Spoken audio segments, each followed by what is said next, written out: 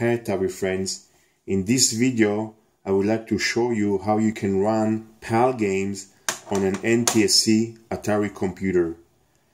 Now I would like to dispute a myth. First, all NTSC games will run correctly and fine on a PAL Atari computer, but not all PAL games will run on an NTSC machine. This is a 130XE NTSC Atari computer, and I would like to try and run some of the PAL games that I have here. So let's start with the first game called Blinky Scary School. It was written in the UK. It's run fine on a PAL Atari computer, but does strange things on an NTSC machine. So let's start the game. And as you can see, the game is very weird. You try to move left and the character is stuck. If you try to move right, it starts all the way from the left corner. If you move here, you can see there is a double image on the bottom. Some of the screen are crooked and it's really behave strange. You can't really play the game this way. Let's try another game. Let's try Alchemia by Mirage Software in Poland.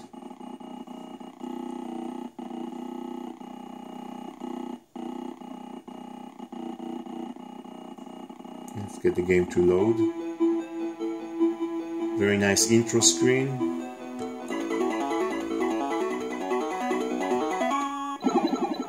But the screen flickering and it doesn't work.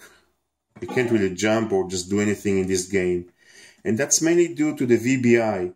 In PAL, we have 25 frames per second, 625 scan lines, while in NTSC we have 30 frames per second, 525 scan lines. So in NTSC the VBI is 1 every 60 seconds, while in PAL is 1 every 50 seconds. So timing is different between PAL and NTSC machine. So if the game is very delicate on timing, it won't work the same on an NTSC machine. Let's try another game.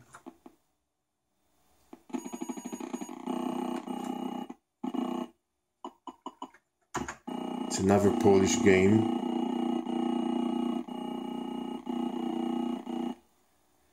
That game completely frees up. You can't do anything here. We probably have a demo here. Yeah, let's try a demo.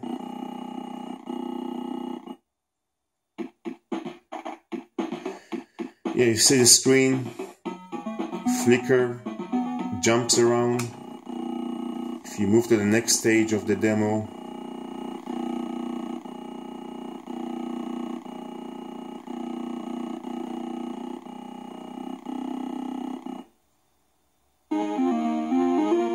also screen, the VBI is really messed up, timing is really incorrect, and even if you're going to try and start and watch the demo, you will see that the screen will jump and it's really worthless. You can't really enjoy the demo here. So what we're going to do to fix that? First, if you have an older model, then you're mostly lucky. The older your Atari is, most likely the processors inside will come on sockets. So let's try to open. I already removed the 4 screws on this 130XE computer, so you can easily pop it out. And I also already removed the RF shield, so we can just take out the keyboard and lay it. So this is a 130XE, and we are very lucky here because we can see that all the other chips are soldered except for the ANTIC. So the ANTIC chip is the second chip from the top. Let's see if you can see it better this way. This is the second chip from the top right here on the 130XE, and on an 800 computer, this is a 800 XL a motherboard. You can see it's the second chip from the left. That's the ANTIC chip. So the older model or production of your Atari, most likely you will get them already come, all the chips come on sockets. So the only thing that you have to do is to take the ANTIC chip out, and if you have an NTSC, the part number of the ANTIC chip will be either CO21697 or CO12296. That will be that chip over here. And we're going to change that and put instead a PAL ANTIC chip. The part number for the PAL ANTIC chip is CO21698. And you can get one from BNC or Best. They sell those. So what we're going to do is we're going to take a flathead screwdriver and gently remove the ANTIC chip from the socket. Do it gently so you won't bend any pins. Let's see if it can be removed already. Do it very gently so you will not bend any pins on the ANTIC chip that you are just removing out. We take out the NTSC ANTIC chip, and we're going to put instead the PAL. Just gently push in the PAL ANTIC. So once we've done that, we can close the computer. You can put the RF shield back. Let's close the case.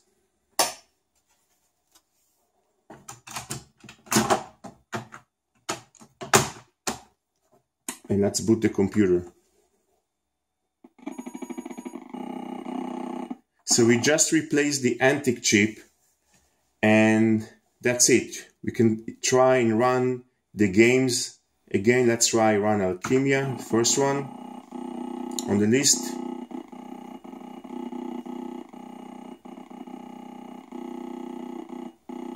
By changing the ANTIC chip, you basically cause the VBI to work at a PAL rate.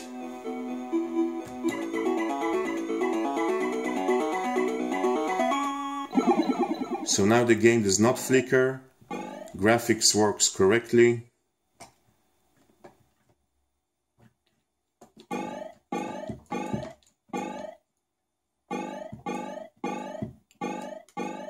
We can go on and play the game. Let's try another game. Let's try the game that hangs completely.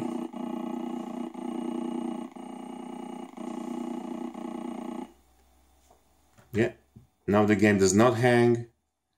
You can go in.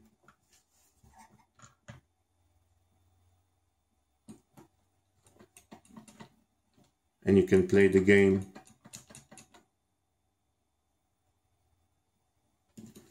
Let's try the Blinky game, which I think is a great game for Halloween. Now, if you have a modern monitor, then you are pretty much set up. The new monitor that can accept both VGA can work both in PAL and NTSC automatically. If you have an older monitor, a CRT monitor, which is only NTSC, then you better try to find a Commodore. The Commodore 1084 CRT monitor can work on both PAL and NTSC modes. So you see now the game works correctly. Screen is not flaky. You can move around.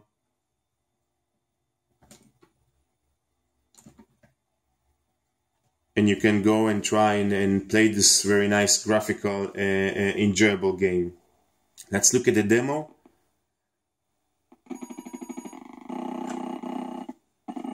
the demo that was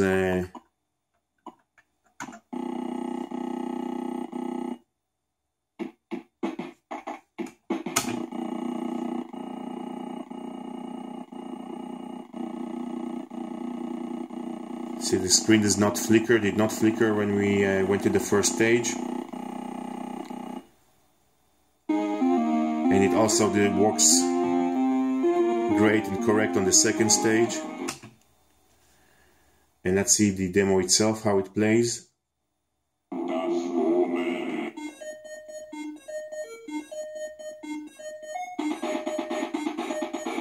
Yeah, so that's all you need.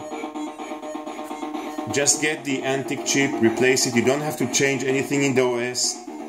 The Atari computer does check if the computer is NTSC or PAL by looking at flag D014 of the GTIA, but do not change the GTIA, because if you do change the GTIA, then your color will be messed up. The GTIA is depending on the crystal, and PAL and NTSC has different crystal rate. So do not change the GTIA. What you can do, if you have a software that looks and detect if it's a PAL or NTSC and prevent from playing the game, which I probably would say that only demos test if you have an NTSC machine, so the demo will not play and will not have, you don't have to see those flicker screens. So if you have a software, you can tweak the operating system and basically force it to say that it is a PAL, even though that you have an NTSC motherboard. But most of the games and most of the demos, you just have to change the ANTIC chip and you are set. So that's all. Look for your NTSC computer, and if you do have an NTSC, just look for a PAL ANTIC chip. Just replace the ANTIC chip and you can enjoy both NTSC game and PAL games on your Atari computer. And that's all. Thank you for watching.